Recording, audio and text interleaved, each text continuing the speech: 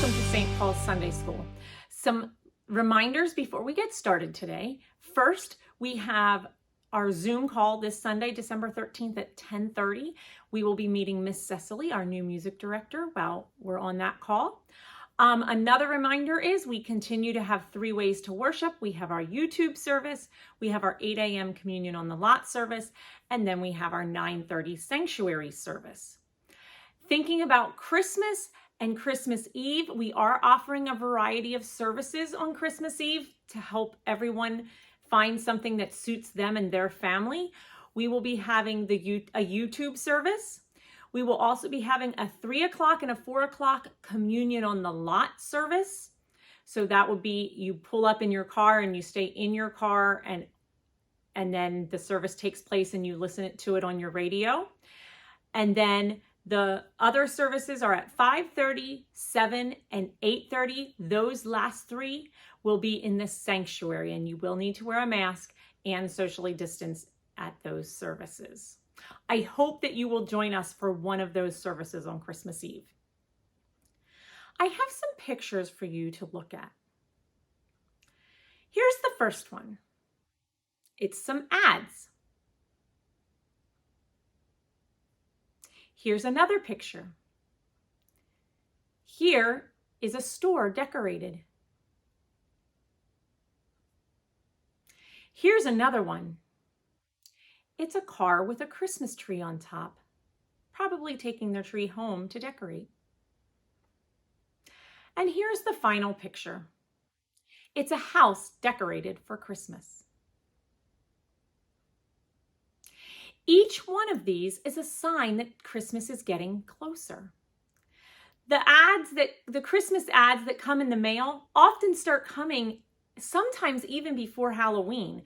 You get the toy book or the ad for Target or Walmart or any of the local stores, and it's talking about all of the great deals you can find leading up to the Christmas holiday.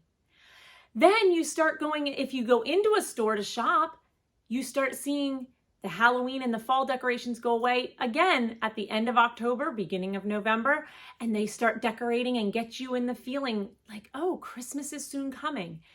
And then in just the last week, right around Thanksgiving, you start seeing cars that have Christmas trees on top being taken home to wherever they're going to be decorated. And lastly, now, if you drive around at night or anytime it's kind of dark, you often will see lights decorating homes outside. All signs that Christmas is soon here.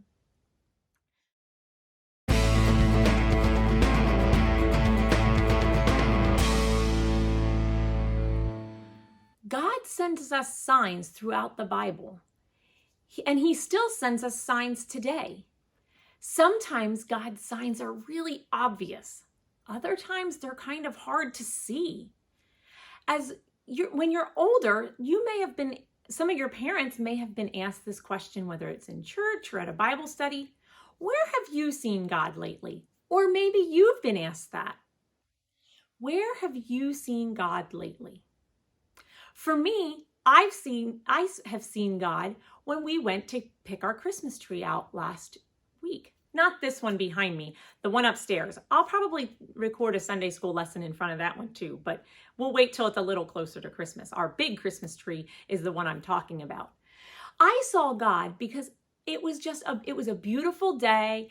Everyone's mood was happy. My kids were smiling. We were happy. I felt the Christmas spirit. It made me feel happy.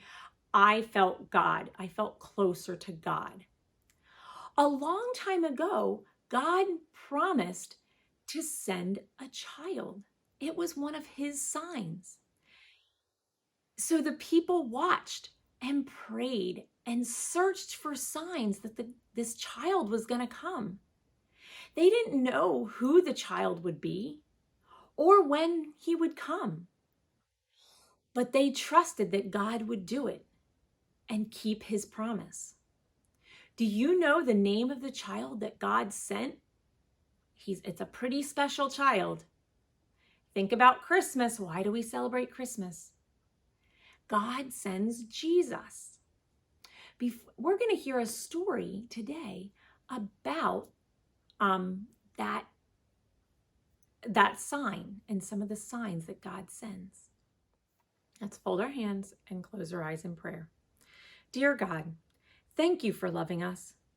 We know that you keep your promises, as we saw when you sent Jesus to be born. Help us to see and recognize the signs you send us now and always. Amen. Today, we're going to meet Isaiah, a prophet, and Ahaz, a young king of Judah. Remember, a prophet is someone who is sent by God to bring messages and warnings to God's people. Today's story actually takes place 700 years before Jesus was born. I think it's really amazing that God's people were told about Jesus. They didn't know what his name was going to be. But 700 years before Jesus' birth, they were starting to look for signs of this child that was going to be born. Today's story is in the book of Isaiah, which is still in the Old Testament. It's, like I said, in the Old Testament, Isaiah chapter 7, verses 10 through 17. So it's not a real long one to read in the Bible. However, I'm not going to read it in the regular Bible. I am going to read it in the Spark Story Bible.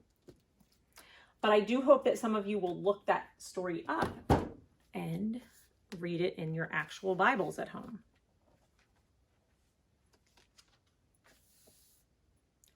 This story is called A Child Called Emmanuel. King Ahaz, the king of Judah, would not listen to God. He wanted to become friends with people from another country who didn't believe in God. God knew this was a bad idea because the people in the other country really wanted to hurt King Ahaz and his people. God warned, God pleaded. King Ahaz would not change his mind. He wanted his own way. Ask me for a sign, God said. Then you will know that I am your God. Then you will listen to me. God sent a prophet, Isaiah, to talk with King Ahaz. Isaiah did what God asked him to do. His job was to be God's voice. Isaiah warned King Ahaz that bad things would happen to him and his people if he did not listen to God. Isaiah promised that God would protect King Ahaz and his country if he listened. God even gave King Ahaz a sign to look for, a child to show him the way. Isaiah said a child would be born and live with the people. His name would be Emmanuel. Emmanuel means God with us. Then the people would know how much God loved them and they would listen to God. King Ahaz crossed his arms and shook his head. Who was Isaiah to tell him what to do? I am the king, King Ahaz said. People listen to me. Why should I listen to you and your God, Isaiah? King Ahaz did not listen to God, and soon things went very bad for King Ahaz. His crops dried up. There was very little food. Soon his country was taken over by others. Other people, the Israelites, did listen to Isaiah. They remembered God's promise and waited many years for God's sign, Emmanuel, to be born. And it talks about the name Emmanuel, and remember that Jesus was the Emmanuel. In our story today, we heard about the promise God made to his people. He made a promise that he would send a child, an Emmanuel, a child of God. And that child was Jesus. We know that now, but in our story, they didn't know what his name was going to be at the time because it was before Jesus was born in the Bible. It was in the Old Testament. Thinking about promises, I want you to listen to these sentences. And I want you to tell me if it's a promise or not a promise. God will help you. Is that a promise or not a promise? That's a promise. Pigs can fly. Is it a promise or not a promise? It's not a promise. God will send a child. Is it a promise or not a promise? That's a promise. Chocolate is yummy. I like chocolate. Is it a promise or not a promise? It's not a promise because that's my opinion. Some of you watching might think that chocolate isn't very good. I wouldn't understand that. But for example, my daughter Katie, I love peanut butter and everybody in my house likes peanut butter except Katie. Katie does not like peanut butter. It doesn't make sense to me. I'm like, how can you not like peanut butter? But that's just an opinion. So it's not a promise. God will always love you. Is that a promise or not a promise? That's a promise because God will always love you. Now, I'm going to show you the pamphlets. My younger children, you have the pamphlet right here. And remember that the verses for the Bible story are right here if you ever need to refer to them. You should have stickers that go with these. This is, again, in your new set that you should have just picked up in the last week or so. You put the picture there, and then you put your verse, you finish off the Bible verse with the words there. The first page has a story to kind of review the Bible story. And then this page here, it says God's promise for me. And what do you think goes in this manger? What do you think you should draw a picture of? What was God's promise in our story today? That he would send a child, baby Jesus. So you could draw a picture of baby Jesus. I don't know if you can see it, but I have a nativity scene decorating over here. And here's my baby Jesus in this particular nativity scene. I have several nativity scenes around my house. And maybe you do too. And on this one, you have to fill in the circle, figure out the pattern in the circles, and that gets you letters to find a special message. And then on the back, it talks about some leaders. My older kiddos, you have the story on the front that kind of helps you to relate, excuse me, helps you to relate today's Bible story with something a little more current in your current lives. It's usually a story that's kind of about current people. Then it has some road signs, and it's actually like a little maze, and you look at the sign, the maze, and you go through the maze, and you can come up with a special word. And over here, you can dress the baby if you want to decorate the clothes and cut those out and dress them. And of course, you always have your fun facts and your faith on the go to always look at. I have one more activity today. God was sent a sign. He was sending the sign, a child. Jesus is a sign from God. He sent a child. God sent a child, and it was a sign. Now, we see signs every day, often when we're driving. And when you get old enough to drive a car, you will have to know what some of these signs mean. I'm going to show you two different signs. This first one is a stop sign. If we don't stop, we could get hurt because traffic might be coming the other way. We always stop and look for traffic.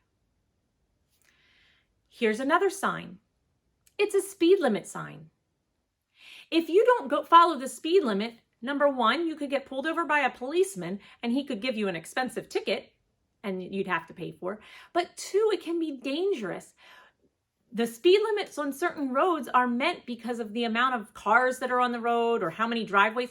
So an area that has a speed limit that's slow, it's probably near a lot of houses. So they want to keep everyone safe from, kids playing. And not that we would ever play in the street, but they want to just make sure that people are aware and not driving too fast.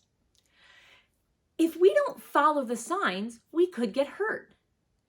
Just like road signs, we must follow the signs that God gives us.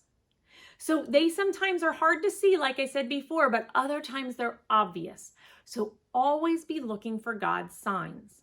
I also go back to what I said in the beginning of the lesson about Where have you seen God lately? I encourage you all week to look for where you have seen God. It might be that you haven't seen a good friend for a long time and you get to see them across a parking lot or at a designated spot that you can meet safely and say hello.